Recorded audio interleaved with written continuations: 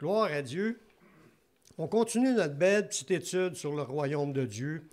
On est dans la partie du combat spirituel, on n'a pas fini. Même s'il y a des choses, des fois, que ça semble se répéter dans un sujet ou dans un autre, moi, je pense que, comme l'apôtre Pierre qui dit, « Je ne cesse de vous répéter ces choses, car cela est salutaire pour vous. » Fait qu'il y a des choses que Dieu va répéter toute sa vie à travers de ses serviteurs. Pourquoi qu'il fait ça? C'est salutaire. Pourquoi c'est salutaire si on est déjà sauvé?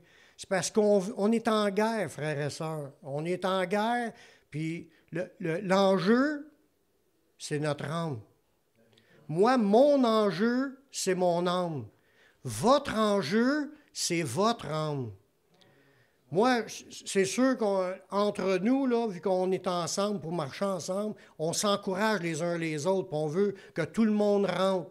Mais je ne peux pas faire les efforts à votre place, puis vous ne pouvez pas faire les efforts à ma place. Chacun doit occuper son rôle, puis chacun doit travailler, puis chacun, il faut qu'il prenne au sérieux ce qu'on voit dans le combat spirituel. Mais en réalité, tout est bon, là, ce qu'on entend sur la parole de Dieu est bon. Comme qu'on a lu un matin, prête l'oreille, puis écoute les paroles des sages. Applique ton cœur à ma science.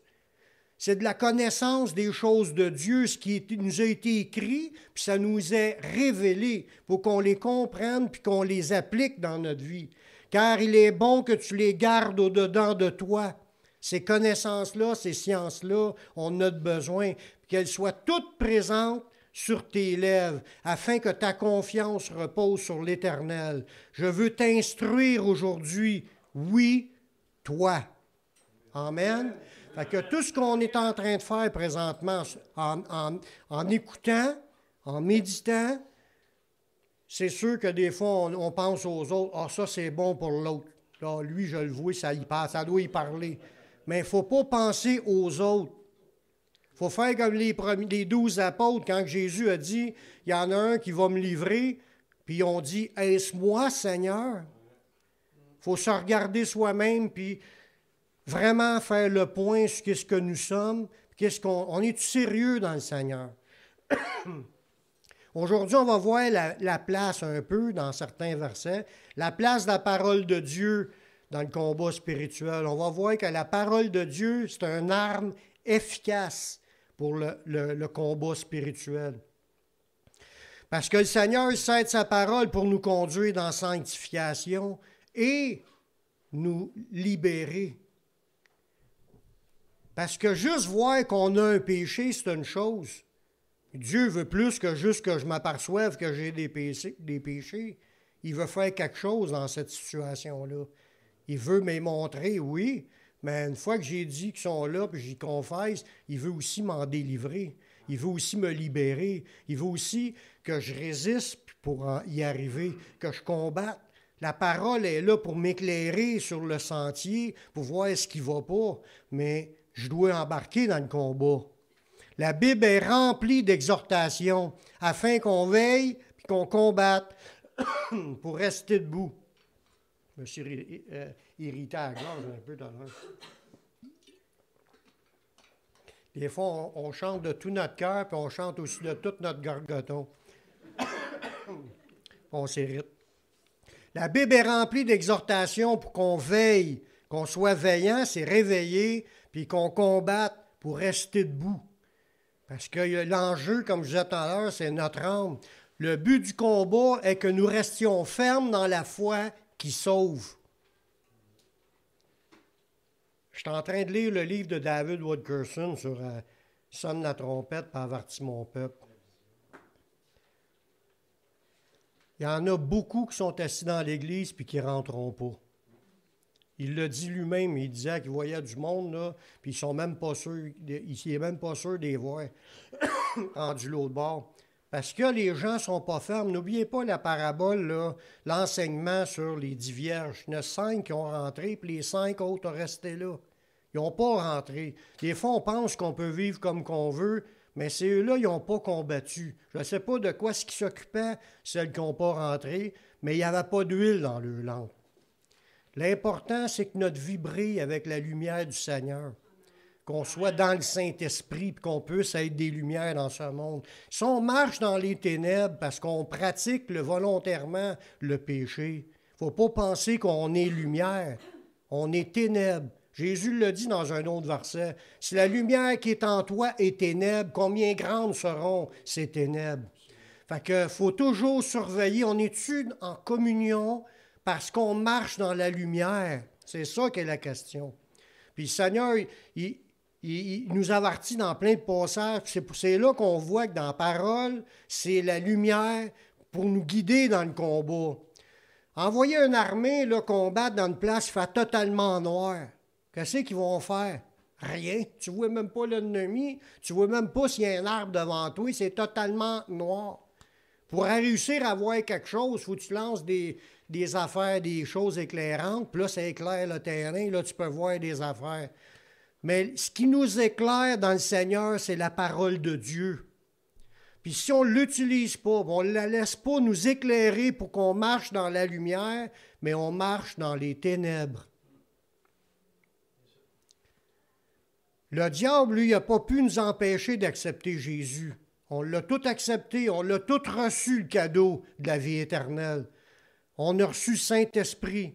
On n'a pas été capable de nous empêcher, mais là, il travaille, il essaie de nous faire dévier. Qu'on sorte du chemin resserré qui mène à la vie. Le chemin resserré qui mène à la vie, il fallait trouver la porte et le chemin. Le chemin, c'est la parole de Dieu. Si on sort du chemin et on marche dans les ténèbres, on est égaré. Il y a juste deux chemins.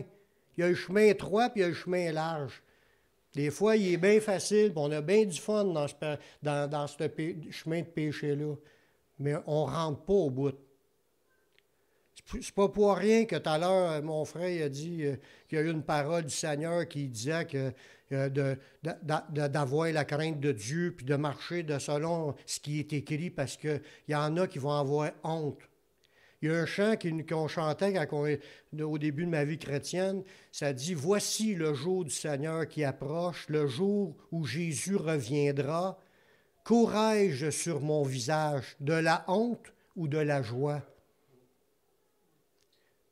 Tu regardes le film Left Behind, là, c'est du monde il y a eu un enlèvement, puis il y a du monde qui était à l'église, sont restés assis dans le banc de l'église.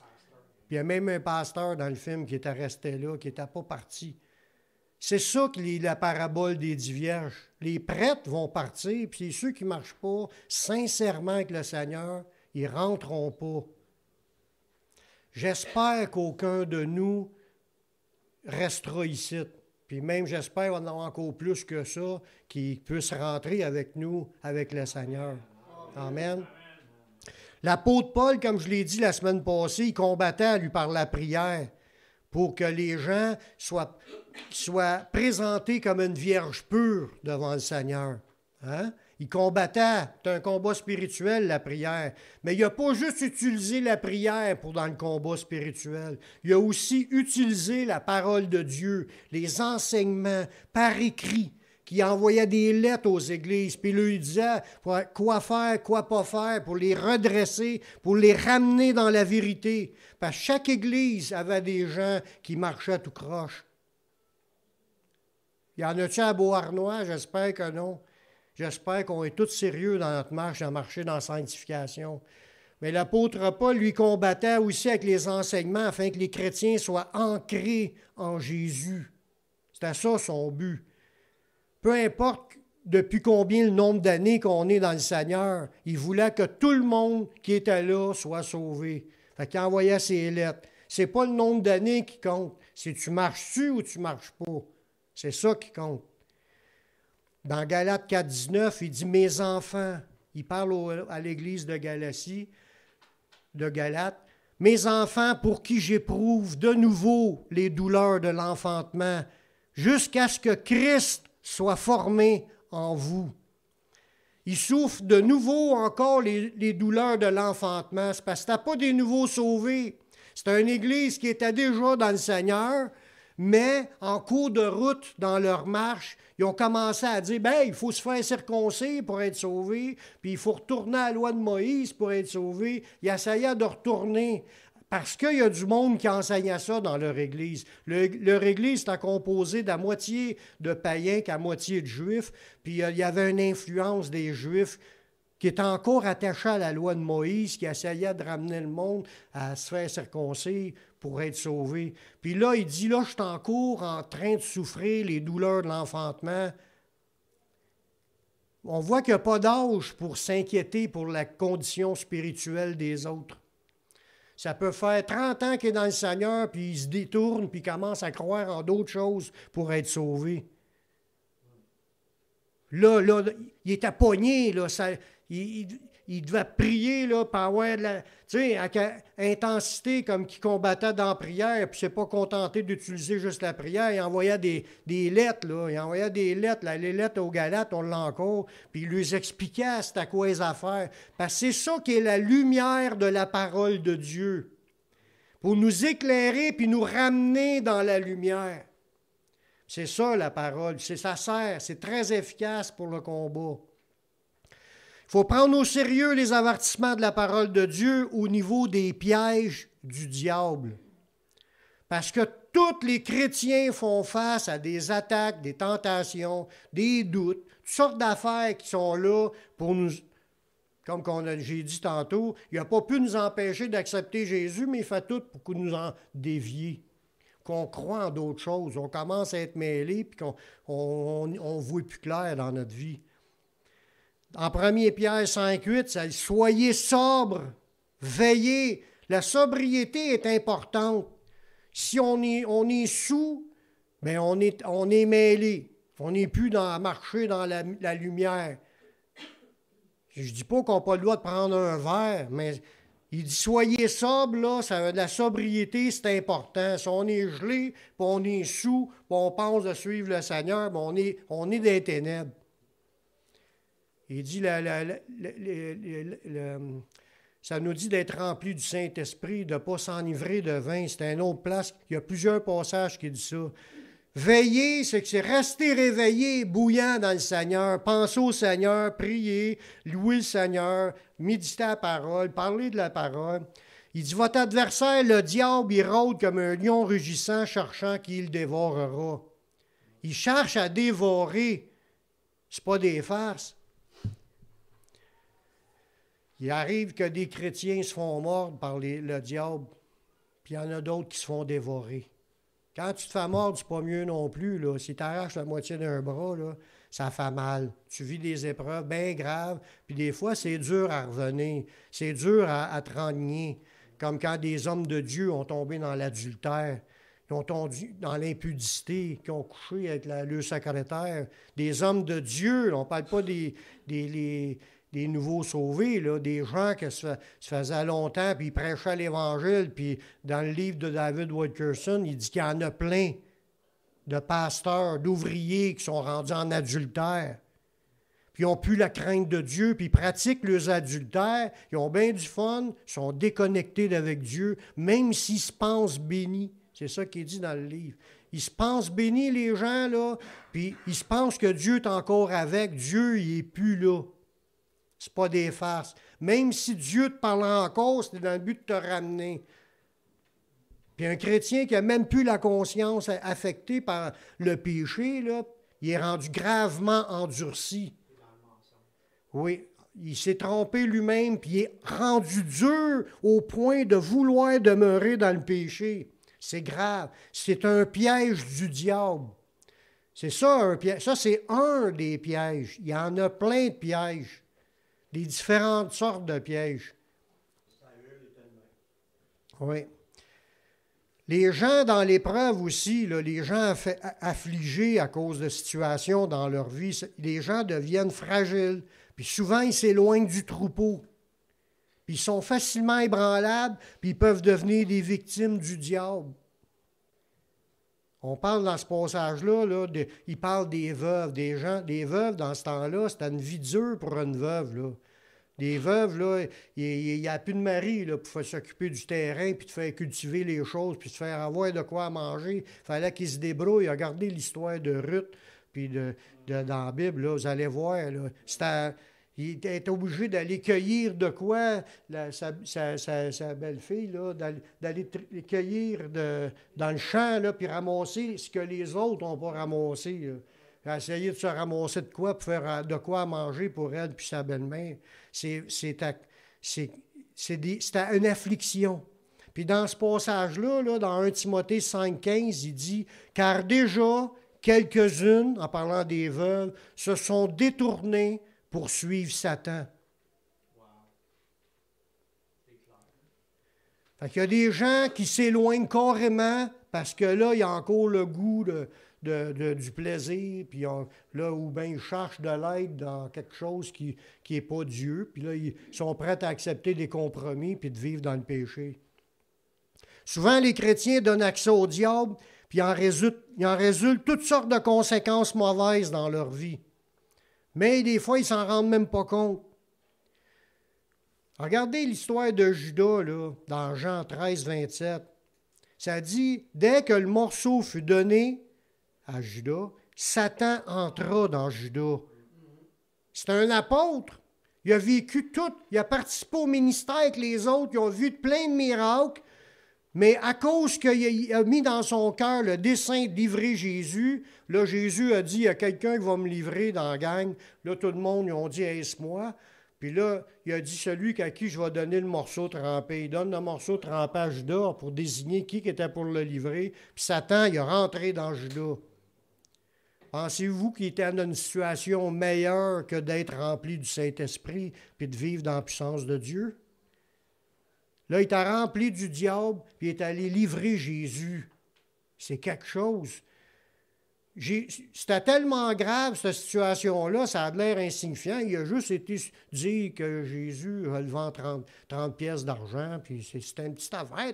Tu sais, c'est insignifiant. Mais aux yeux de Dieu, là, Jésus a dit, il est mieux pour cet homme qu'il ne fût jamais né. Il a juste participé à une petite affaire. Le péché, c'est grave, puis les pièges du diable. C'est un piège du diable que Judas a tombé. Là. Le diable inspira au cœur de Judas le dessein de livrer Jésus. Puis après ça, quand il a reçu le morceau, Satan entra dans Judas, puis il est allé le livrer. Puis il est devenu le fils de la perdition. La Bible parle de lien. Quand on parle la Bible, là, on parle de la parole de Dieu, la lumière de la parole de Dieu. Là. Elle nous parle que quand tu fais face au diable et ses tentations, on parle du combat spirituel. Là. Il dit, elle parle de lien, elle parle de chaîne, elle parle de piège, elle parle d'influence et même d'emprise du diable sur les gens, puis même pour les chrétiens. Il y en a qui pensent qu'une fois qu'ils ont accepté Jésus, il y a 20 ans, que c'est pas grave, ils peuvent faire tout ce qu'ils veulent. Pas du tout.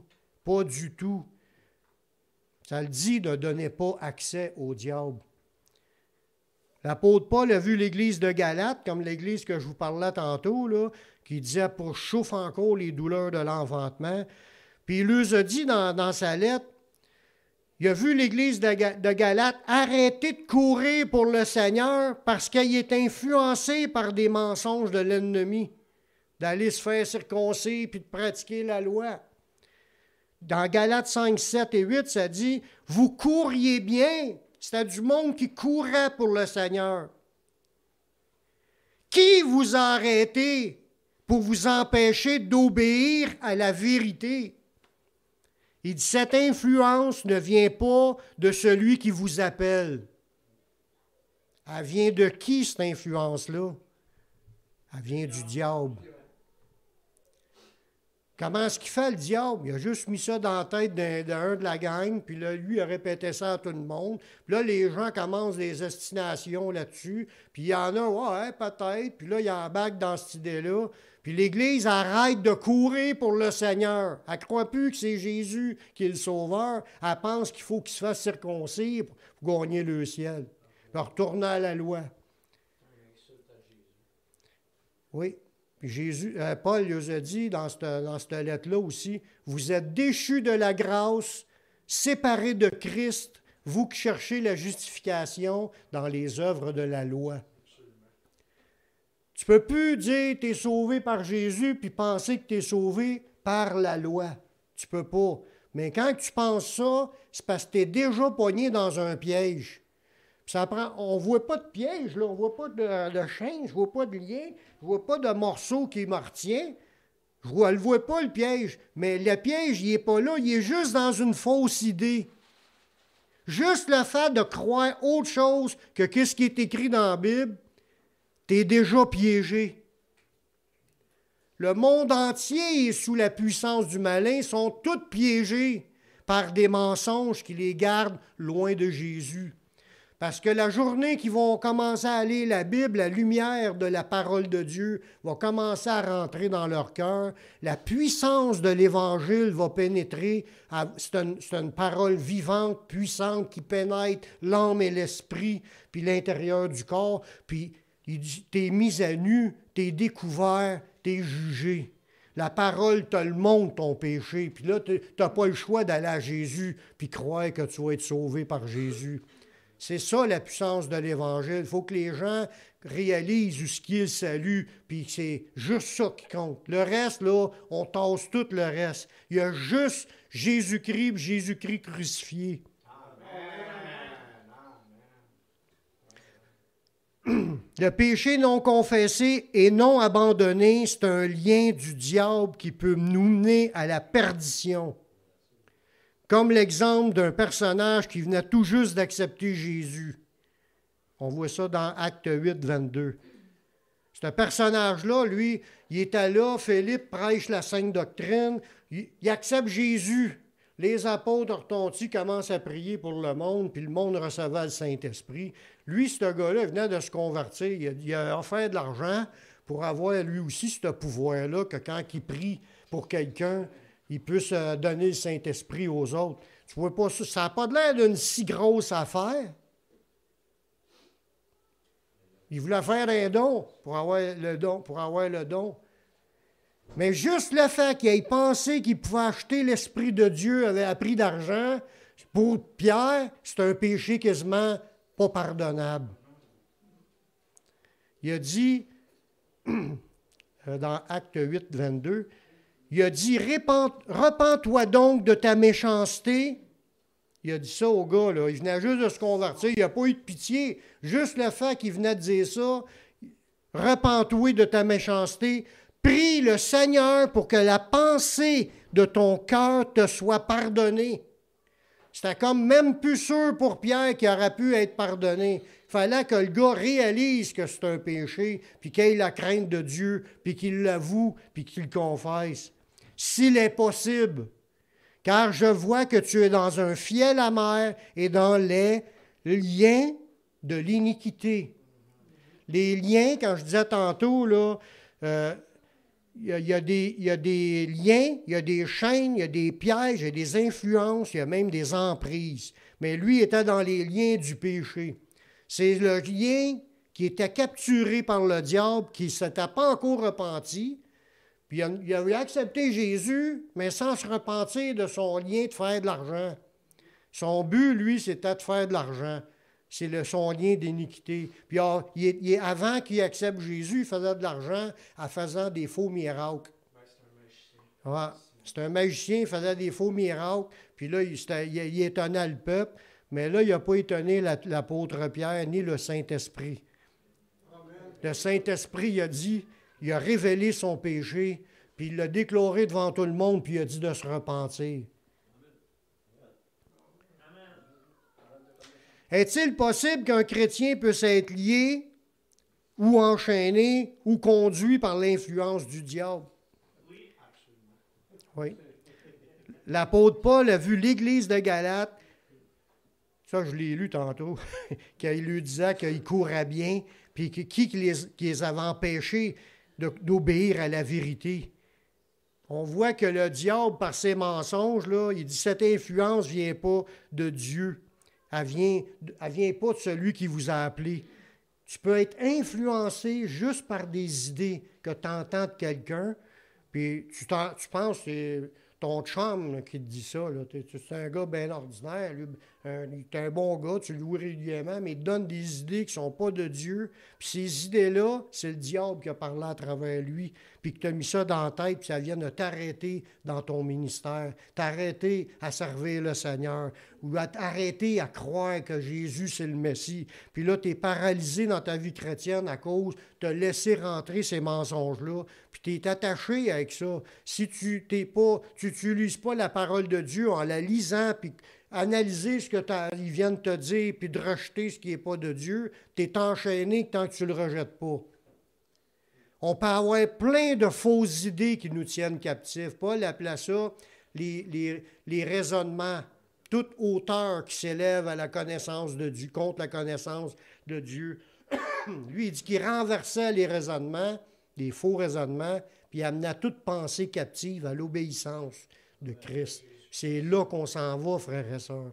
On veut être une Église qui obéit à ce qui est écrit. Amen. Amen. Les chrétiens doivent toujours s'auto-évaluer afin de voir si nos pensées ou nos motivations sont conformes à la parole de Dieu. Elle a une grande place dans notre vie, elle est importante, la parole. Regardez l'apôtre Pierre, là. Lui, c'est un gars qui allait à la pêche. Il a appris des affaires en étant avec Jésus pendant un bout. Mais il aimait Jésus, mais il connaissait peu la pensée de la Bible.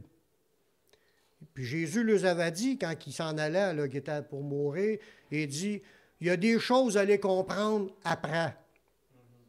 Il dit, je vais vous envoyer le Saint-Esprit, lui, il va vous conduire dans toute la vérité.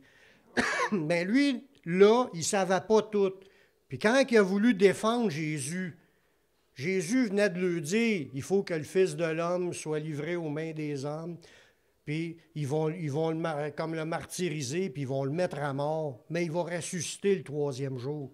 Lui, il pensait bien faire avec ses gros bras, parce que ce gars-là, c'était un gars costaud, mais il était prompt. Il réagissait tout le temps bien vite. Il a réagi bien vite, puis il a dit à Jésus, « À Dieu ne plaise, Seigneur, jamais ça va t'arriver. » En remontant ses manches, probablement. Ça n'arrivera pas, ils ne te pogneront pas, puis ils ne te tueront pas. Je suis là. C'est ça qui s'est passé. Jésus aurait pu dire, « Hey, c'est un bon gars, ça, qui vient me secourir, il vient me donner une sécurité. Là. J'ai confiance à cette heure, là, j'ai plus peur de rien. Pierre est avec moi. » Dans Matthieu 16, 23, Jésus s'est retourné et a dit à Pierre, « Arrière de moi, Satan. » Parle un des apôtres, là, tout à l'heure, je vous ai parlé de Judas, que Satan rentrait dedans. Là, c'est Pierre qui était là, qui se fait reprimander puis qui se fait chasser Satan dans ses idées. Cette idée-là que Pierre a eue d'empêcher Jésus, lui, quand il a dit que c'était pour arriver, cette affaire-là, parce qu'il est en train de prophétiser la suite de sa vie, c'était pour arriver. Ça ne pouvait pas ne pas arriver. Jésus est venu dans ce monde pour accomplir cette mission-là, de mourir puis de ressusciter. Lui, il s'opposait à la révélation de la parole de Dieu. S'opposait à la parole, s'opposait aux vérités qu'il y a dans la parole, aux prophéties qu'il y a dans la parole. Il pensait bien faire, puis il s'est fait traiter de Satan. La minute que ta pensée n'est pas conforme à la parole, dans tous ses aspects, tu es mené par une pensée satanique. Il faut que tu chasses ça. Il faut se soumettre à tout ce qui est écrit. Amen.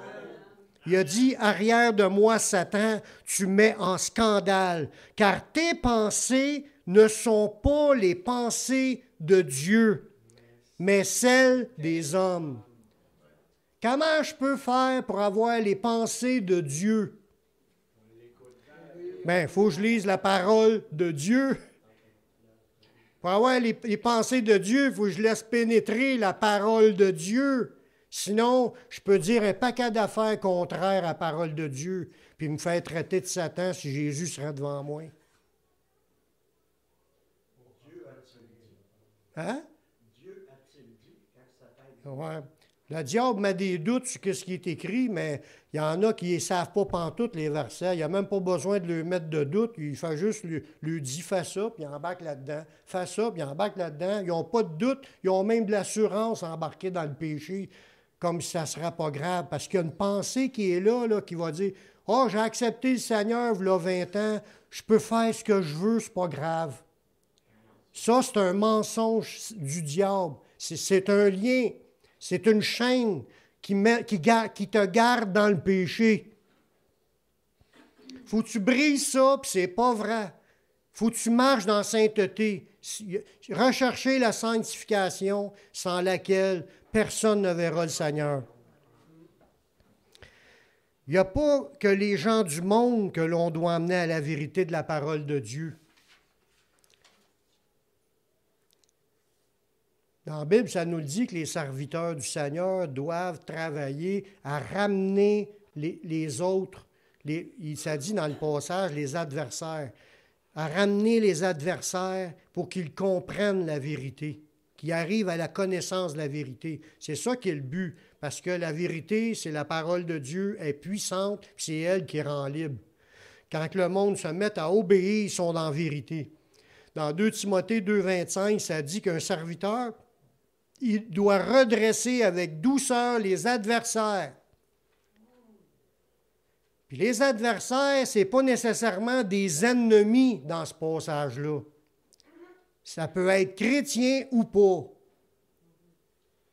Dans l'espérance que Dieu leur donne la repentance pour arriver à la connaissance de la vérité. Ces gens-là, on essaie de les redresser, ces adversaires-là, pour qu'ils connaissent la vérité, puis pour y arriver, pour qu'ils se repentent. Pour qu'ils se repentent, il faut qu'ils entendent la vérité. Mais c'est qui ces adversaires-là? Dans le mot grec là, c'est ceux qui sont en opposition. Ceux qui s'opposent, là, ceux qui résistent ou ceux qui contredisent. Quand on parle de la parole de Dieu, puis si quelqu'un est en opposition à ce qu'on dit, ou la personne elle résiste à ce qu'on dit, ou elle contredit ce qu'on dit quand c'est un verset de la parole, mais c'est l'adversaire. Fait que ça peut être un chrétien comme ça peut être un gens dans le monde. Parce qu'il y a des chrétiens qui résistent à la vérité. Ils entendent les prêches sont dits, là, sont mentionnés, les paroles passent, puis ils résistent en dedans. Non, je veux pas. Non, puis là, ou bien ils repoussent ça, c'est les autres. Regardez les autres au lieu de dire « Est-ce moi, Seigneur? » Puis là, ça ne rentre pas. Ils ont le cœur endurci. C'est ça que le peuple juif, on entend du peuple juif. Ils ont un cou roïde. C'est le cou raide aussi, c'est la même idée. C'est un cou qui est raide, qui résiste la nuque, puis ils ne veulent pas plier à obéir, puis ils disent non. Ils entendent les vérités passent, puis ils résistent. Mais quand tu résistes, tu es rendu un adversaire de Dieu. Puis tu as besoin d'entendre, puis nous, on doit réexpliquer avec douceur pour que les adversaires arrivent à la repentance, puis là, ils vont rentrer dans la vérité. Amen. C'est de même que ça marche. Paul dit que lorsque les gens comprennent la vérité, ils se dégagent des pièges du diable. Parce que quand ils ont l'attitude de résister, c'est là qu'ils sont enchaînés, sont liés. Cette résistance-là, c'est le diable qui la met. Un chrétien qui n'a pas de résistance, c'est un chrétien que quand il entend une chose, oui, oui, sont toujours prêts à dire oui au Seigneur. Ils entendent de quoi? C'est vrai, Seigneur, pardonne-moi. Ils entendent de quoi? Oui, Seigneur, je veux obéir. C'est ça un chrétien qui n'a aucune chaîne. Mais si on entend de quoi, puis on résiste, puis là, non, puis là, on s'ostine, puis on contredit, puis on résiste, on est enchaîné, puis on ne le sait pas. On ne le sait pas. On pense qu'on a réussi à sortir de l'Église à la fin de la réunion. Fiou, la réunion est finie. Là, je suis encore libre de faire ce que j'ai à faire dans le péché. C'est ça le combat spirituel. Si on est franc, si on est vrai, on va avouer que c'est de même. Puis là, on est sur le bord d'arriver à être délivré. on va avouer que c'est de même, on va le confesser à Dieu, parce que la parole nous le dit que c'est ça. On va dire, oui Seigneur, c'est vrai, je suis comme ça, puis je te demande pardon, je te demande de me délivrer, puis change ma vie, je ne veux plus refaire ces choses-là. Ça, c'est de la vraie repentance. Dans 2 Timothée 2, 26, qui est juste la suite de ce verset-là, il dit, quand ils vont être revenus à leur bon sens, parce que là, ils ont compris, là, ils vont se dégager des pièges du diable qui s'est emparé d'eux pour les soumettre à sa volonté. Le diable, il soumet à sa volonté tous ceux qui sont dans le péché. « Ah, j'aime ça, fais ça. » Ben oui, tu penses que tu aimes ça? C'est un lien du diable qui te garde attaché là-dedans. Tu penses que c'est toi qui aimes ça? C'est le diable qui te fait faire ces jouissances-là de ce péché-là. Peu importe du péché. Ce que tu penses que tu acquiers de plus, mettons, tu es un voleur, puis tu continues à frauder le gouvernement, frauder les autres, puis vivre dans tout croche, puis à ne pas être juste dans tes finances, c'est un autre domaine. Tu penses que tu acquiers en faisant ça, tu n'acquiers rien, tu es lié par un péché enchaîné par le diable. Puis ce que tu cours, là, c'est comme une carotte que le diable te fait courir par la carotte. Tu sais, quand tu as une branche, tu as une carotte, puis tu cours vers la branche. Mais en réalité, c'est un piège du diable. Puis il faut résister à ça, puis il faut renoncer à cela. Puis renoncer, c'est d'arrêter. Demander pardon à Dieu, demander l'aide de Dieu pour arrêter les choses que Dieu va nous montrer. Celui qui se livre au péché est esclave. C'est ça. Puis le diable se sert beaucoup du péché pour rendre le monde esclave. Les pièges que le diable a, c'est des pièges, des trappes, des nœuds coulants, des pièges dans lesquels tombent les oiseaux là, quand ils sont pris au piège, quand il y a des filets. C'est quelque chose de soudain, c'est quelque chose d'inattendu, ça arrive, paf, t'es poigné, t'es attrapé sans que tu t'en rendes compte, puis ça met ta vie en péril, ça mène à la destruction. Un péril mortel, soudain, inattendu, ça c'est tous les sens du mot piège qui est dans le mot grec. Des manières et des séductions du péché, puis le péché par lequel le diable tient lié les gens. Puis il y a même les pièges de l'amour. Ça a l'air bizarre à dire, là, mais Salomon avait ce piège-là. Il aimait les femmes. Il n'était pas méchant, il n'était pas dur, pantoute avec. Il les aimait. Il les aimait tellement qu'il avait 700 femmes, 300 concubines. En avait-tu une coupe de trop? Oui, mais c'est vrai. Il était la passion de l'amour. Oh, je les aime toutes. Il a envoyé une autre belle. Ah ouais, dans mon arène. Il y avait toujours sa préférée. Oui. Mais c'est un piège. Ce feeling-là d'aimer les femmes le faisait désobéir à Dieu qui a dit « Prends pas plusieurs femmes, puis prends-en pas non plus dans les femmes étrangères. » Il fallait qu'ils se marient dans le peuple d'Israël. Parce que Dieu l'avait averti, il dit, ils vont t'entraîner dans leur faux Dieu. C'est ce qui est arrivé. Salomon, il est mort séparé d'avec Dieu. Il se prosternait devant Il a même fait construire des temples d'idoles pour faire plaisir à ses femmes, puis il se prosternait dans les temples d'idoles. Dieu y avait apparu 2 fois. Il avait fait des promesses, il avait donné des récompenses que personne n'avait. Il n'y a pas personne qui a eu une sagesse plus grande que lui, ni une plus grande richesse qu'il avait. Puis il avait la paix avec les autres, puis il était prospère dans son pays, dans tout. Puis il a été utilisé même par la main de Dieu. Puis en dernier de sa vie, il s'est perdu. Il est sorti du chemin resserré pour aller se mettre à genoux devant des faux dieux. Nos paroles ou nos actes sont-ils en diapason avec ce que nous sommes en Jésus? On le sait-tu que nous sommes en Jésus? Qu'on est des enfants de Dieu. On n'est pas des enfants du diable. Je ne veux pas être un enfant du péché. Je ne veux pas être un enfant enchaîné dans le mal. Je veux être un enfant de Dieu. Le savez-vous, vous êtes des enfants de Dieu? Oui. Notre vie est en diapason, dire un enfant de Dieu, ça marche comme son Père qui est dans les cieux. parfait comme son Père céleste est parfait. Les disciples, avant que Jésus meure, dans Luc 9, 54, les disciples, Jacques et Jean, voyant qu'ils s'en allaient évangéliser, puis là, ils s'en allaient coucher dans un motel là, qui était là dans une ville, puis ils ont dit, on n'a pas de place pour vous autres.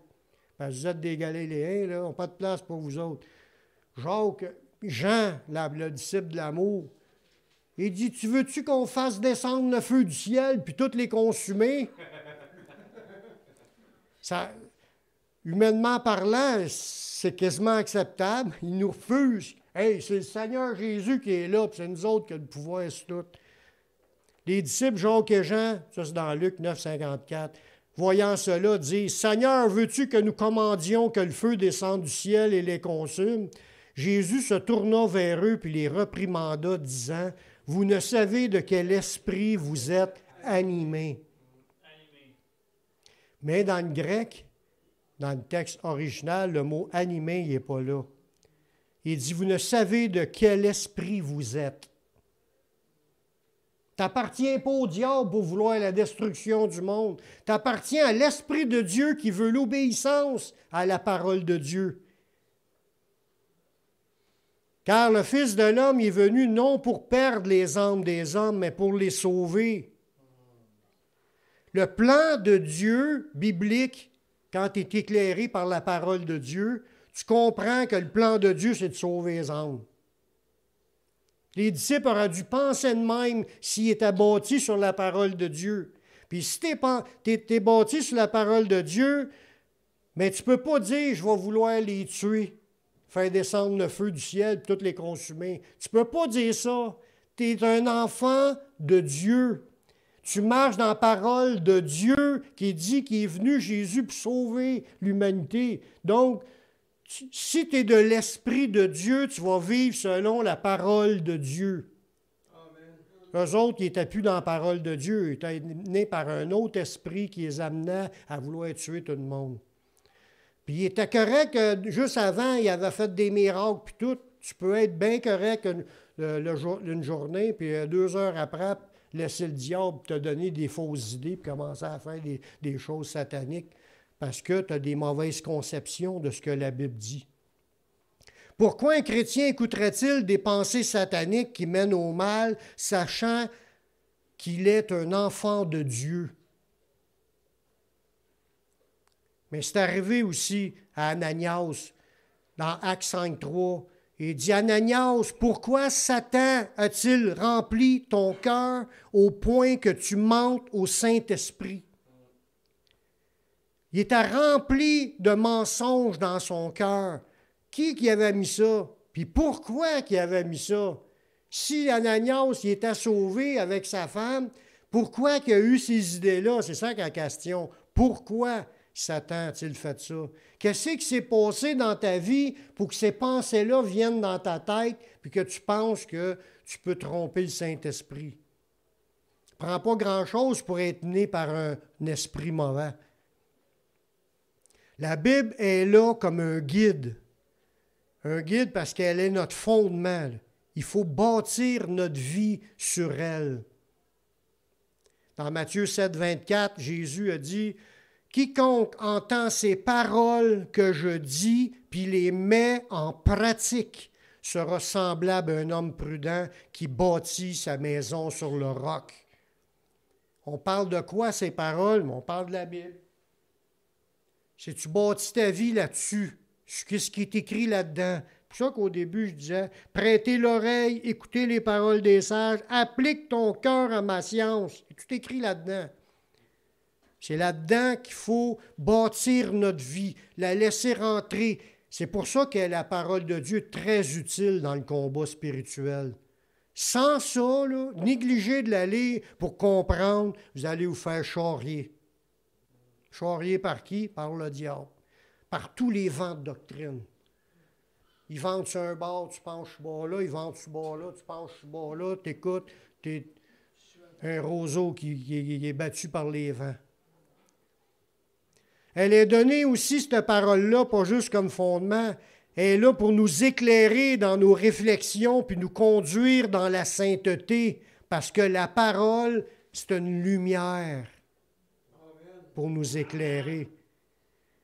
Dans Psaume 119, 9, comment le jeune homme rendra-t-il pur son sentier? Bien, c'est en se dirigeant d'après ta parole. La parole de Dieu est là pour nous guider, pour qu'on puisse vivre une vie pure. Oui. Elle est aussi appelée, la parole de Dieu est aussi appelée l'épée de l'esprit, qui nous permet de remporter la victoire contre l'ennemi. C'est une arme puissante de Dieu. Quand tu sais les versets, puis là, il te tente dans quelque chose, puis tu sais que c'est écrit, tu y répètes ce qui est écrit, tu viens de lui en donner un coup dans le visage. Par une arme qui y fait mal. Puis tu n'en as même aucune influence sur toi. Parce que tu confesses le verset, ça brise toutes les chaînes qui sont après toi. Tout tombe. Même si tu sentais que ça t'attirait un peu, une convoitise d'une belle fille, là, puis elle te fait des beaux sourires, puis même elle te fait des beaux yeux, là, wow, ta minute, ça attire la chair, puis tu ressors un verset, tu ne feras point d'adultère. Ça vient de tout tomber, les chaînes, les liens, les tentations, tout tombe. Puis elle aussi, elle revient de bord. C'est de même. C'est de même. Lorsqu'elle est crue, la Bible, la parole de Dieu, puis quand elle est confessée, sa parole agit, sa puissance agit. Ce qui est écrit là va avoir un impact dans ta situation. C'est la même chose qui est écrit dans Romains 10, verset 8-9, là. Il dit, que dit-elle en parlant de la parole? La parole est près de toi, dans ta bouche et dans ton cœur. On revient au verset du début de la réunion. La parole, là, est dans ton cœur et dans ta bouche. Ça le dit dans le verset qu'on a lu au début. Car il est bon que tu les gardes au-dedans de toi, ça c'est dans ton cœur, et qu'elles soient toutes présentes sur tes lèvres. Il dit, la parole est près de toi dans ta bouche et dans ton cœur. Or, c'est la parole de foi que nous prêchons. Si tu confesses de ta bouche le Seigneur Jésus, si tu crois dans ton cœur que Dieu l'a ressuscité des morts, tu seras sauvé. Fait que, où est-ce que je dois insérer cette parole? Dans mon cœur. Puis qu'est-ce que je dois en faire? L'avoir dans ma bouche pour la confesser. Avec la puissance de la parole de Dieu, nous pouvons être libres. C'est le dernier verset dans Jean 8, 31 et 32. Jésus a dit aux Juifs qui avaient cru en lui, « Si vous demeurez dans ma parole, vous êtes vraiment mes disciples. Si vous désobéissez de la parole, vous commencez à lâcher le chemin. » C'est en demeurant dedans qu'on demeure son disciple.